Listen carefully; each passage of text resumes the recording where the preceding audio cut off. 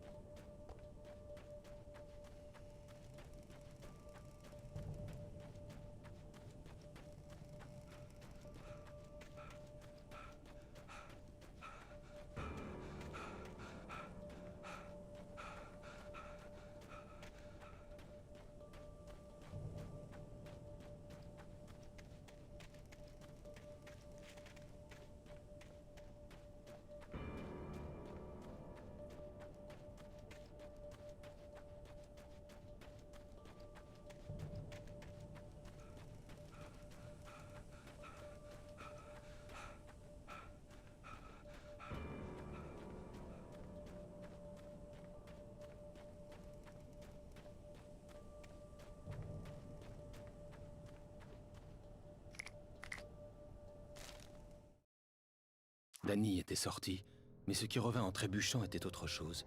Une entité étrange, un monstre. Walter tenta de tuer la chose, d'abord avec ses poings, puis avec une chaise. Elle ne mourait pas. Elle revenait à la charge, insensible au coup. Après que Walter l'ait expédié d'un coup de pied en bas des marches, il prit peur.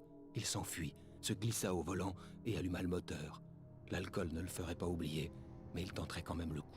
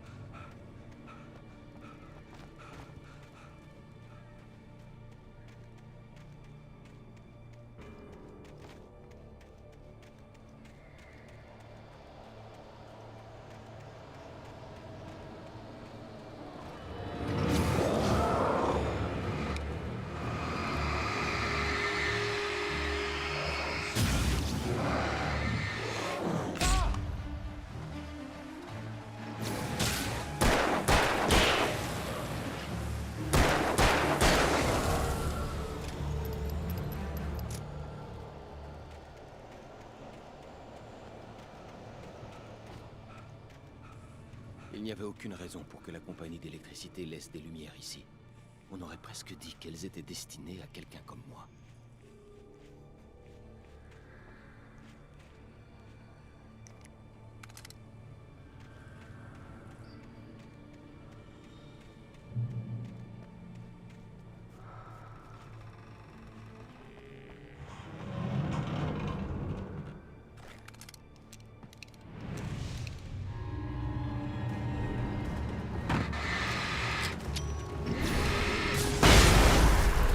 Les mains bien dans l'évidence.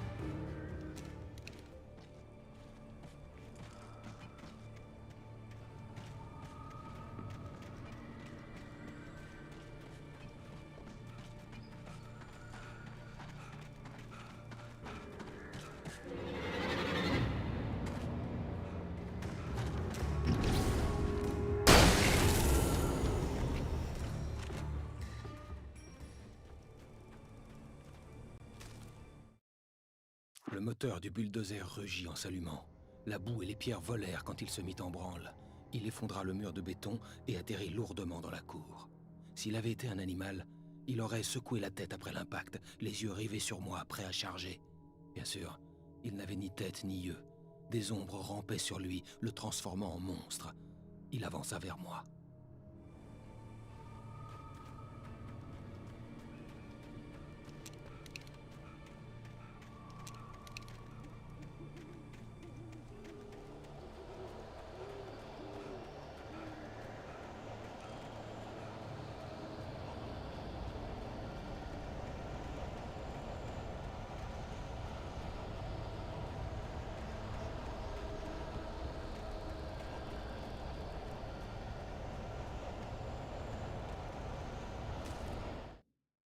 Sarah faisait confiance à son instinct qui lui disait que Nightingale était un salopard. Il pue Elvis, et pas seulement la vieille vinasse. C'était la façon dont il montrait son insigne, essayant d'en imposer, son regard lorsqu'il attendait des réponses. Où était Alan Wake? C'était quoi cette histoire d'accident? Où était sa femme? Et surtout, pourquoi avait-elle laissé partir Wake? Il n'avait pas voulu répondre à ces questions. Mission fédérale, c'est tout ce qu'il avait dit.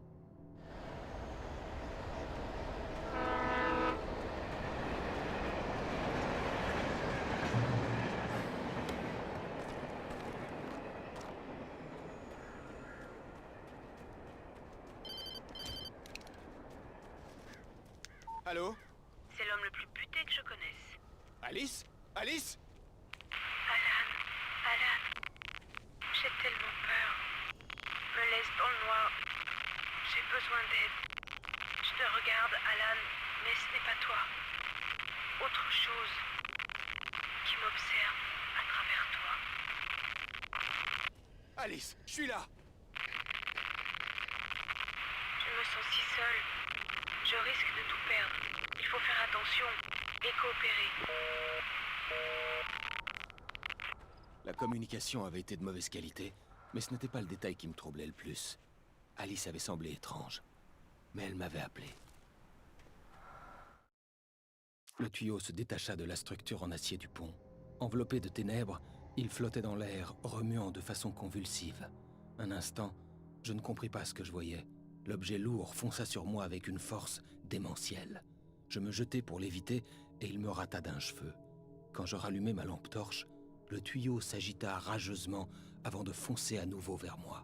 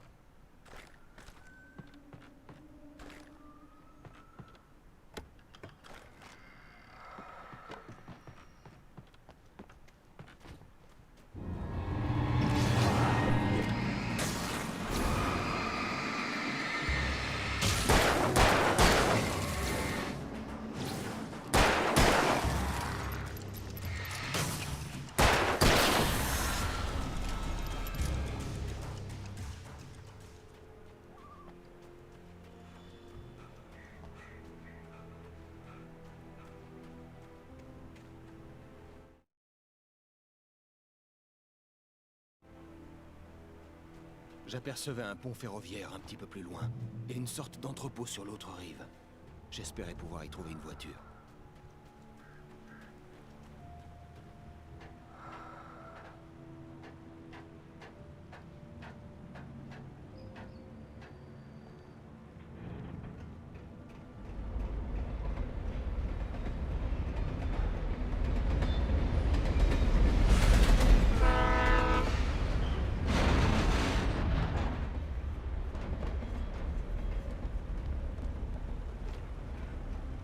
Les ombres qui pourchassaient ne cessaient de gagner en puissance, et elles dévoraient tout ce qui se trouvait sur leur passage.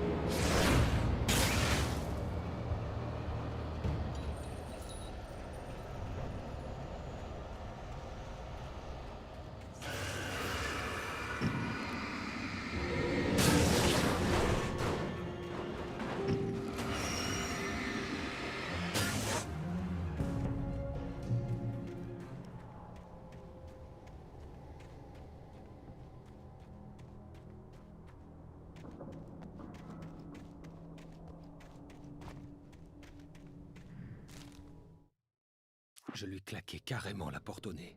Il m'implora d'ouvrir la porte. Incroyablement, cet imbécile pensait vraiment que je lui obéirais. Je n'avais plus aucune pitié. Pas de culpabilité non plus, pas pour lui. Je pris un moment pour savourer le hurlement. Je parie que je souriais. Je n'eus le temps que de ça. L'ombre noire était à l'intérieur du chalet avec moi.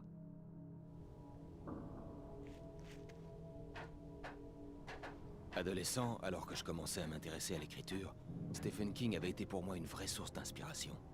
Je me rappelais de tous les objets inanimés qui avaient pris vie dans ses romans. Nul n'est en sécurité dans les histoires d'horreur, le protagoniste encore moins. C'est ce qui les rend si palpitantes. Mais la réalité était tout autre. Les ténèbres pouvaient tout dévorer, et elles approchaient.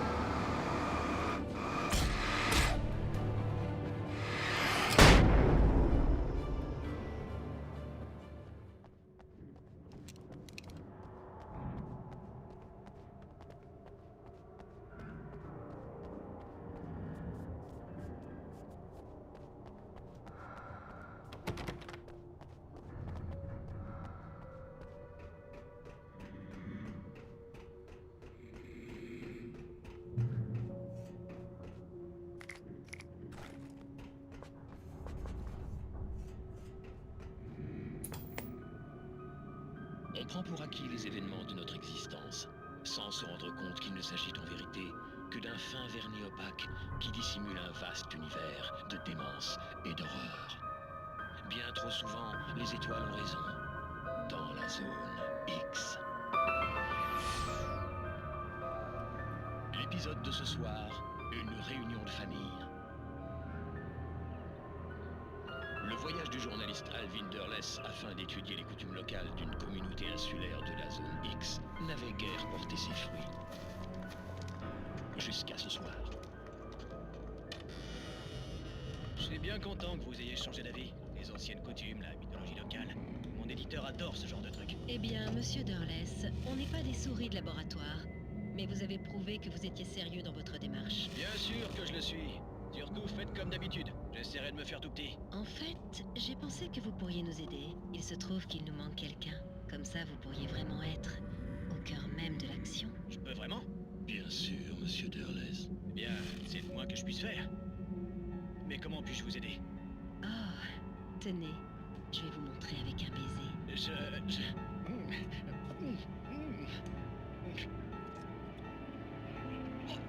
Qu'est-ce que...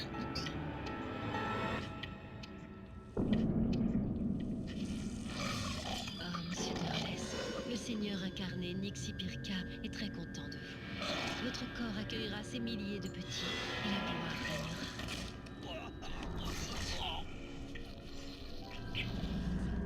Chut, mon ange, ça va. Chut. Alvin Durless a eu droit à une bonne leçon.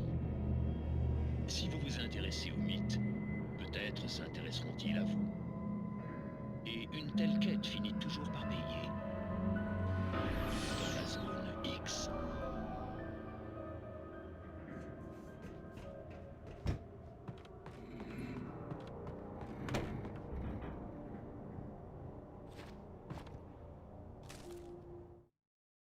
Les ténèbres se précipitèrent sur moi, arrachant tout ce qui se trouvait sur leur passage, tirant sur mes vêtements. J'aperçus le feu à main que le ravisseur avait lâché, et je me jetai dessus alors que mes pieds quittaient le sol. Les ténèbres s'emparèrent de moi avec la force d'une tornade. Je réussis malgré tout à allumer le feu à main. Les ténèbres hurlèrent et me balancèrent au loin. Je tombai dans les eaux sombres du lac en dessous.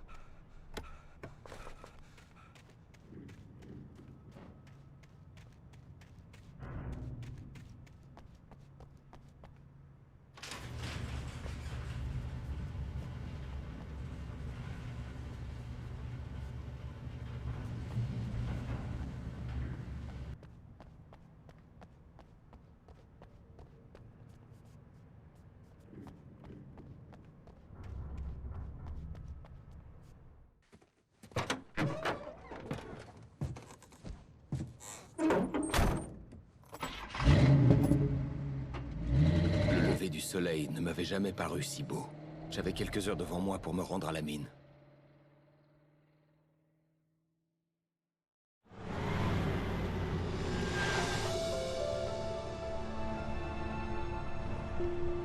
La mine de charbon n'était plus loin.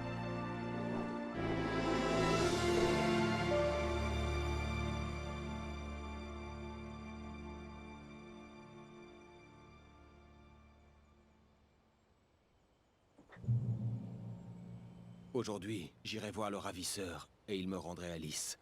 Je ne lui laisserai pas d'autre choix. J'étais prêt à tout pour la sauver.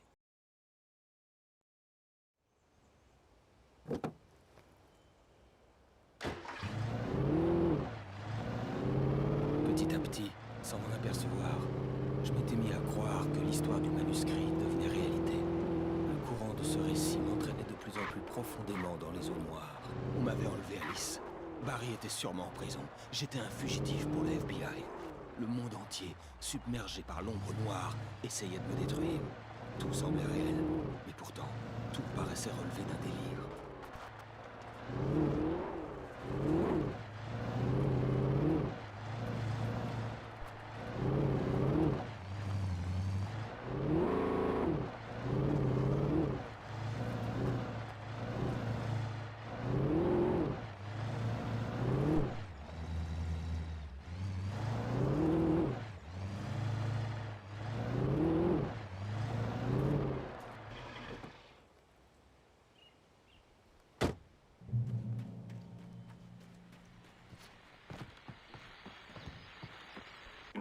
Ici Pat Main et vous écoutez KBF FM.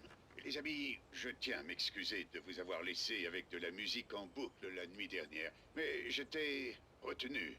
Vous voyez, je suis tombé sur un cow-boy du FBI à la gâchette facile qui mériterait une leçon de politesse et un bon coup de pied au cul. Pas forcément dans cet ordre d'ailleurs. Je sais, les amis, que ce que je dis ne vous éclaire pas beaucoup, et j'en suis navré. Je ferais mieux de garder ça pour moi. Mais ça me met hors de moi de voir des gens pareils porter un insigne. Et je suis bien content que notre shérif Breaker ait été là pour régler tout ça. Et si la personne que j'ai vue hier soir m'écoute en ce moment, je tiens à m'excuser si jamais mes paroles vous ont mis dans le pétrin. Je suis sûr que vous n'êtes qu'une victime dans tout ça. Courage, mon gars. J'espère que vous savez ce que vous faites. Bon, à part ça, le Dr Nelson sera avec nous toute la matinée. Et d'abord, un peu de musique.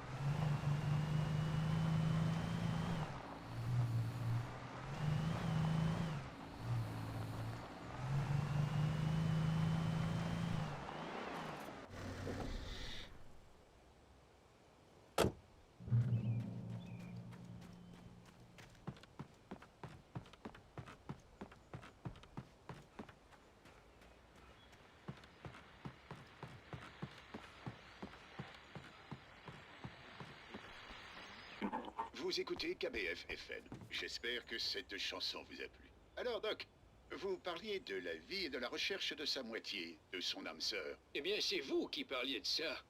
Je disais que je n'y croyais pas. Vous savez, je trouve ça bizarre, car je vous avais toujours pris pour un grand romantique. Vous n'avez pas tort, Pat.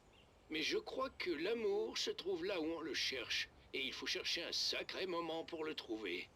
Mais l'idée selon laquelle il existe quelque part un être qui nous est destiné, et que si on loupe le coche, c'est terminé et on reste à jamais incomplet, avouez que c'est déprimant.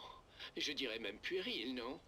Il n'y a pas qu'un poisson dans l'océan. Ah, on dirait que notre docteur a une maxime de pêcheur pour tout. Mais vous ne trouvez pas votre raisonnement un peu pessimiste? Mais pas du tout. Je dis juste que la chance qu'on a de trouver cette relation si particulière ne se limite pas seulement à un coup du sort. En quoi est-ce pessimiste? Oui, en effet, c'est une jolie pensée. Mais laissez-moi vous parler de mon expérience personnelle. Oui? En fait, je ne m'oppose pas à ce que vous dites, mais ça ne correspond pas vraiment à ce que je ressens, à ce que je ressentais pour quelqu'un. C'était la femme de ma vie, la seule. Et elle, je l'ai laissée s'éloigner de moi. J'ai peut-être pas fait assez d'efforts, je ne sais pas, mais depuis elle, et ça fait longtemps maintenant, depuis elle, il n'y a eu personne d'autre, personne comme elle. Attention, je ne dis pas que je me morfonds, j'aime ma vie. Je ne vis pas dans le passé, mais ce qui me manque, c'est la façon dont elle me complétait. Le cœur a ses raisons, Pat. Désolé, les amis, j'ai eu quelques émotions fortes la nuit dernière, et disons que ça m'a un peu chamboulé.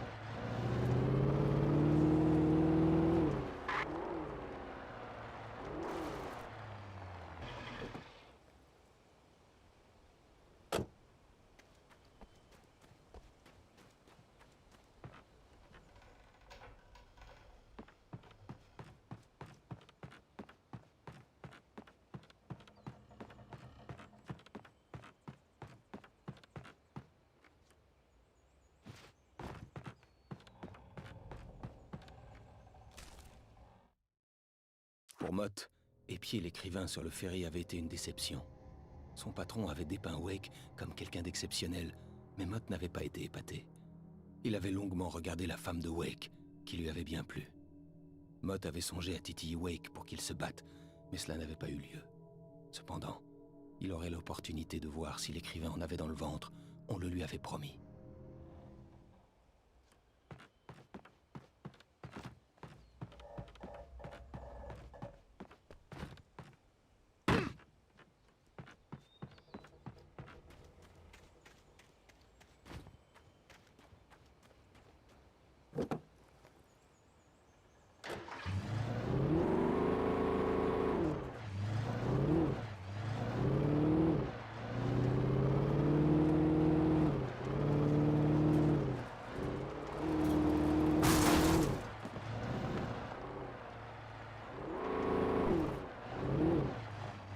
J'étais en avance.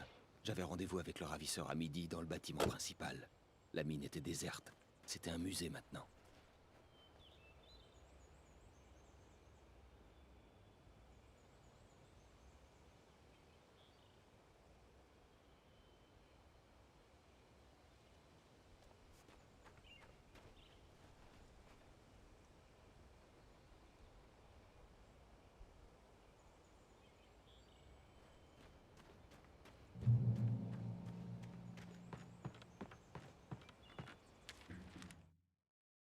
Une fois Nightingale parti, alors que le vent de la nuit soufflait par la fenêtre cassée du studio, Maine regarda Sarah. Le shérif détourna le regard.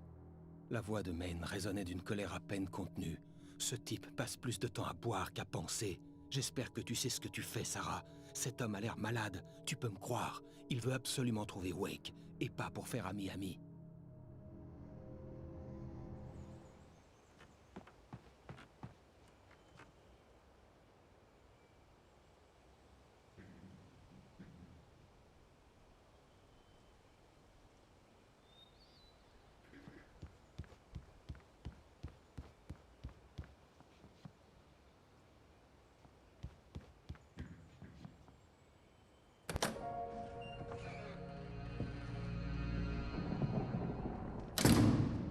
Je ne voulais pas sortir. Les flics devaient me chercher. Le soleil de midi faisait de l'endroit un vrai sauna. La journée s'éternisa. Divers scénarios me traversaient l'esprit. La façon dont j'allais torturer le ravisseur pour récupérer Alice et les choses horribles qu'il avait pu lui infliger. Je l'imaginais morte. Je n'avais aucun moyen de savoir si elle était en vie. J'en étais malade. C'était l'espoir qui me faisait avancer. Ce ne fut qu'une perte de temps. Le fumier ne vint pas au rendez-vous.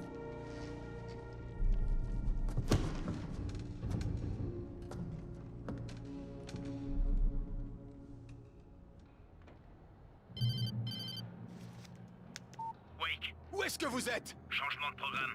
Vous savez où est Mirror Peak? À la grande montagne au nord d'où vous êtes. Suivez le chemin partant de la mine. Vous pourrez pas la rater. Vous attendrez au poste d'observation. J'en ai assez de me faire trimballer comme Vous ça. voulez revoir votre femme vivante? Dans ce cas, vous avez intérêt à changer de ton avec moi. Est-ce que je me suis bien fait comprendre? Je veux parler à Alice. Ouais, et moi je veux le manuscrit. Me faites pas attendre, Wake. Allô? Allô? Ah!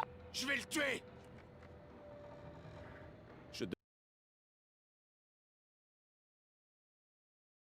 Mirror Peak.